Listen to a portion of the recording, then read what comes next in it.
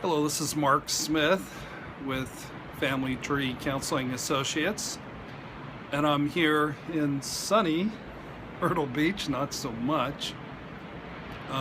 It's gotten a bit cold on me and a bit cloudy.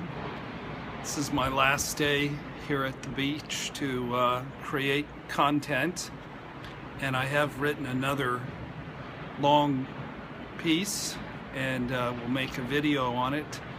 And it's called 7 Requirements for Building a Grown-Up Marriage. There's the sun.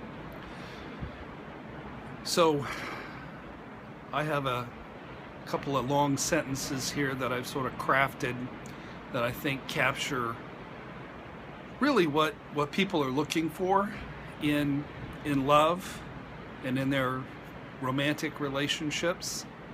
But it takes work. So here's the sentences. Grown-up marriages are built deliberately. So that's the first requirement. They are built deliberately. Slowly. Second, they're built slowly. Number 3, painstakingly. Number 4, under expert supervision. Number 5, as projects. Number 6, of the highest priority. And number 7, by emotionally mature, interdependent adults. Grown-up marriages are built deliberately, slowly, painstakingly, and under expert supervision as projects of the highest priority by emotionally mature, interdependent adults. Do you know anybody like that? Most marriages are fallen into blindly, though thankfully there is this unerring guided radar system that we all have. Most marriages are fallen into blindly in a blink of an eye, while in a state of addictive bliss, without any coaching whatsoever, as a sheer act of fate that doesn't require much work by lost and confused children. True. So let me go through and talk about these 7 characteristics, 7 requirements. I was almost going to call it regulations, as in building regulation. Maybe I'll change it. 7 regulations. Grown-up marriages are number 1. They're built deliberately. There's a plan. Enmeshment, or falling in love, and all the ooey-gooey wonderfulness of that really shouldn't be trusted as the number 1 sole selector of possible marital candidates. Some analysis should go into the process. You must first know your type, or your imago, who you like and why you like them. You may recoil when you interact with somebody, but they may actually be your type. They're reminding you of some wound from one of your parents, and you're avoiding them and playing it safe. So I'm not talking about shallow, addictive attractions that don't ultimately hold any heartbreaking truths, as if I like confident men who are bigger than life. Okay, you do. Do you want to squeeze any emotional closeness out of that fella? Because the guy you just described is incapable of emotional intimacy. So I'm talking specifically about what wounding parental traits that are ultimately hurtfully and obnoxiously resurrected in this person in order to tear down your psychological defenses so that the sad, needy, wounded little kid at your core can heal and have a chance of actually being loved better than you ever have been throughout your lifetime. A perfect romantic match is so wrong for you that they're right for you. Timid to terrified partners who suffer from engulfment and or abandonment issues tend to play it safe and shallow because it feels like the intense chemistry with the right so wrong suitor would have the power to both wear them down and utterly destroy them. Grown-up marriages are built deliberately and slowly. In our culture, it seems like some initial fiery enmeshment followed by about 1.5 or 2 years of dating constitute a perfectly legitimate courtship time span. And couples therapy, that's for those unfortunate souls whose marriages are dangling over a cliff, usually later in marriage. But with a recovery mindset that I'm espousing, in which grown-up marriages are built, couples therapy starts right away. If I start dating somebody and we start a relationship, I'm going to immediately contact Dr. Baca, local imago therapist, and begin the work, even if we don't have any painful stuff coming up, which we will, because interdependent people aren't all stoned on enmeshment, and they're dealing with issues. They're being authentic, they're being ruthlessly honest, and they're going to rub up against each other just a little bit and cause some pain instead of waiting for an explosion, years into the relationship. Marriages are built, and couples therapy starts right away, either after the first big fight or just as soon as the relationship has officially been called, hey, we're in a relationship. I don't know if that happens on Facebook or when that happens, but as soon as it's a relationship, we call the therapist, we get busy. We don't wait for there to be, drama. And that timetable for that work is like 3 or 4 years of work. But if there's kids involved, it's at least 5 years before you get married. Before you get married, you heard me. It's that hard. I often joke I work with a lot of single folks, couples in midlife, and I tell them, if I hear of you sneaking off to Vegas and you got some Elvis Presley chapel minister, wedding for just the 3 of you, I'm gonna show up and throw a fit. I think marital vows are taken way too lightly, and building solid grown-up marriages, it takes time. 23-year-old kids, they're marrying the right person, but the marriage really doesn't begin until your 30s or 40s. That's playtime. Grown-up marriages are built deliberately, slowly, and painstakingly.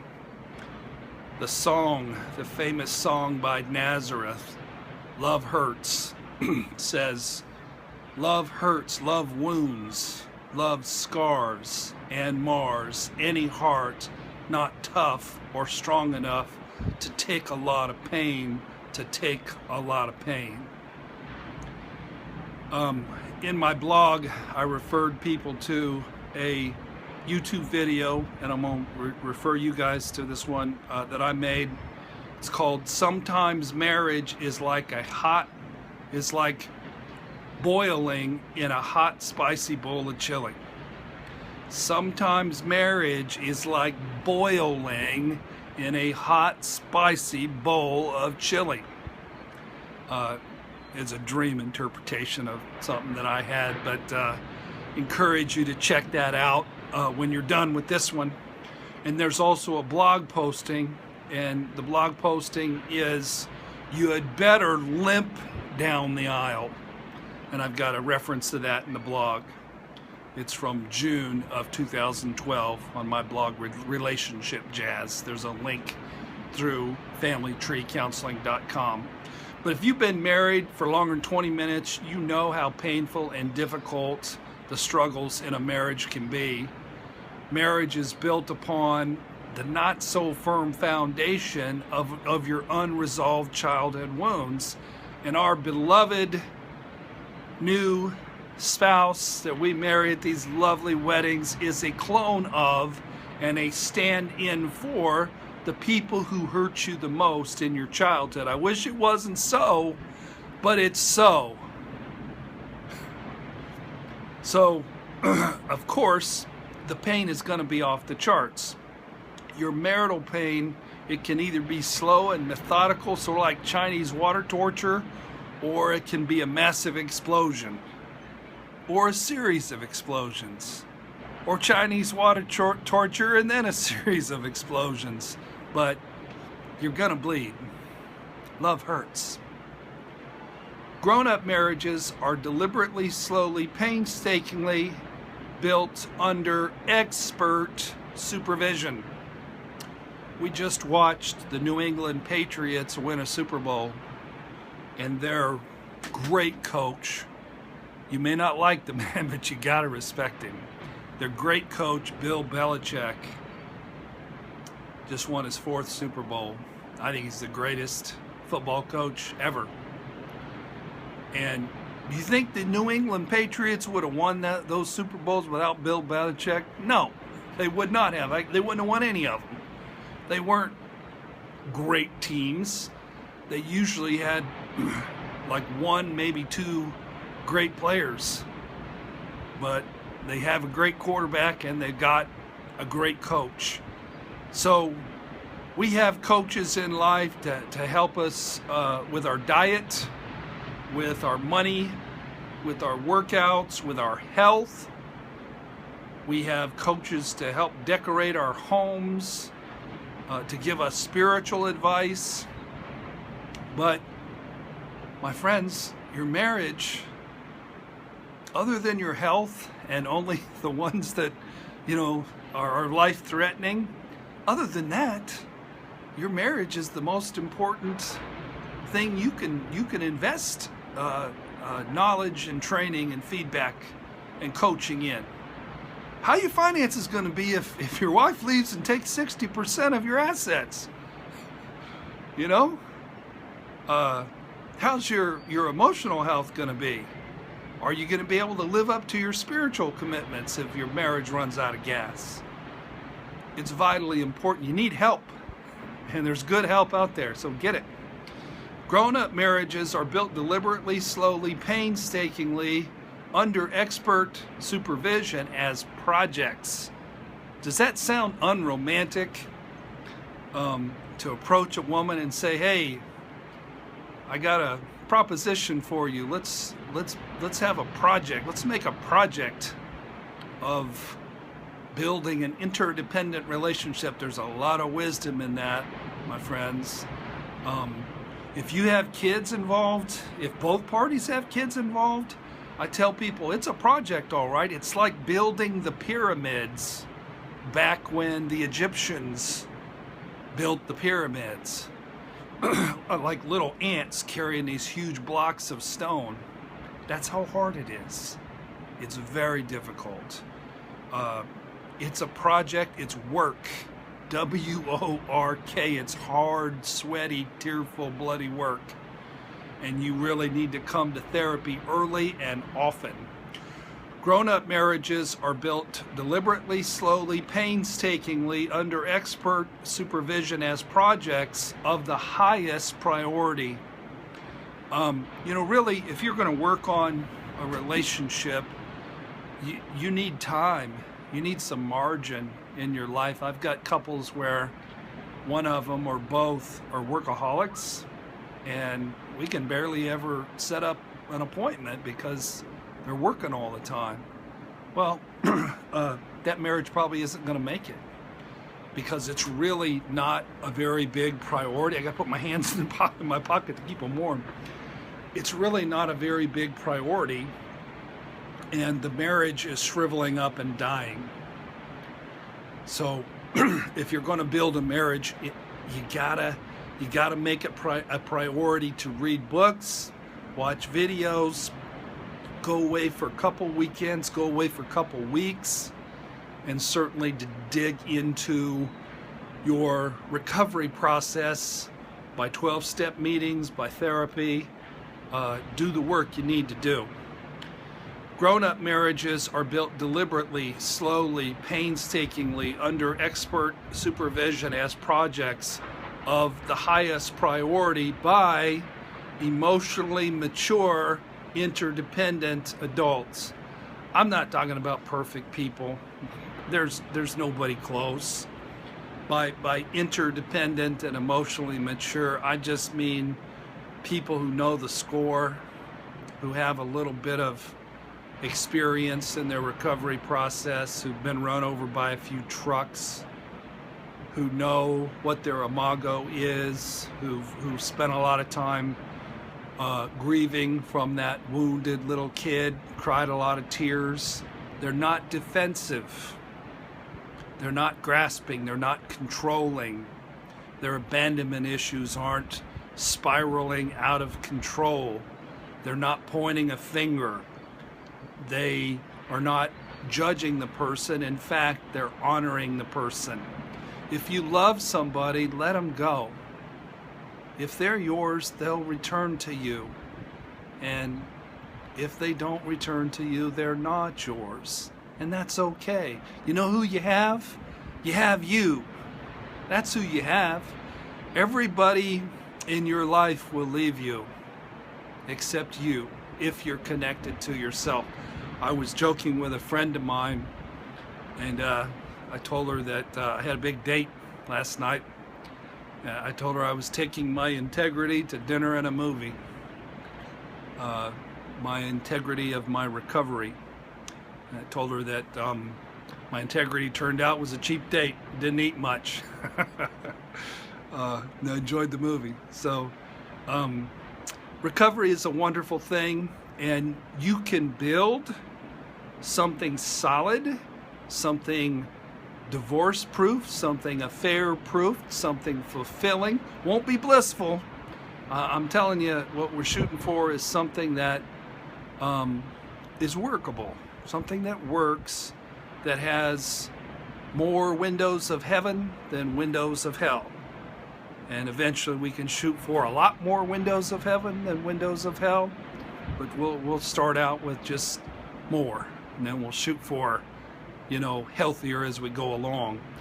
But you're going to need a good coach, you're going to need a great therapist, and you're going to need to read a lot of books. You're going to need to put some energy into it. So that's my wish for you, that if you have a marriage or a relationship, that you both do the work. You don't go to therapy, you involve yourself in a lifelong process of recovery. And that's what works. Because what we're trying to do, we're trying to do nothing short of re-engineering your personality from the ground up, from childhood up, when you were wet cement. You ain't wet cement anymore at 45 or 50 years old. So it's going to be hard, stone-breaking, sweaty work, but it's possible to do. And it's a joy to do, really, as a therapist and as a man. Okay, well, thank you for watching today. If you haven't joined our YouTube channel, join us at Family Tree Counseling. We'd love to have you get these new videos as they come out. I want to tell you more about Dr. Amy Dansby, and she is working really hard, harder than any associate I've ever had, at picking my brain and receiving training from me. And I believe that she's gonna be able to sort of replicate the Family Tree, Mark Smith way of working, probably better than anybody I've ever worked with. just because she's just so fiercely motivated to do so. I got an appointment tomorrow at 7:15 in the morning. She's going to be there with bells on, ready to learn and ready to watch, the work. So if you would like to see a therapist and can't really afford my fees, which is $175 for 50 minutes, she's seeing clients, and she has a PhD for only $115. So you can reach her through our website, familytreecounseling.com, or you can Google Dr. Amy Dansby, and you'll be able to get a connection with her and make an appointment, both through Skype, anywhere throughout the English-speaking world, or face-to-face in our office on the north side of Indianapolis in Carmel. If you haven't read my books, if you have abandonment issues and you got a crazy dance going on, you got to read my book on abandonment. It's very helpful. It'll change your life. It'll explain so many things. Have a great book on shame. Have a book on affair recovery. Have a book on male counterdependency. Have a book on marital issues. And I've got a book on the basics of recovery. I wish you the best in building a solid, mature, fulfilling, grown-up relationship between you and your sweetie pie. Thanks for watching. God bless.